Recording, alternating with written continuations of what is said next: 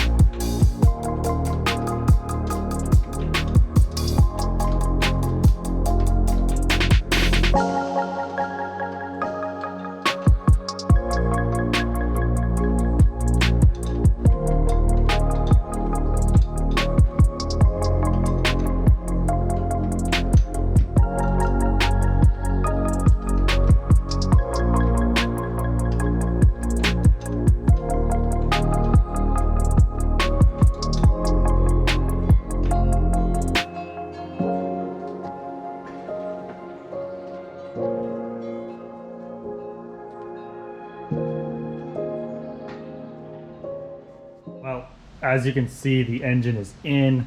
That's actually a pretty awesome thing to look at. This engine has been out for quite a few years now. I have to do some wiring, the reverse wire, and some other wires right here. These wires over here are all cracked, so I'm gonna have to do some wiring, but I want to get everything hooked up and make sure this motor starts. It was all rebuilt and it was running. I've heard it running. I have a video of it running, but I want to make sure everything's good. I need to get the fuel tank in. So that's one huge step down. And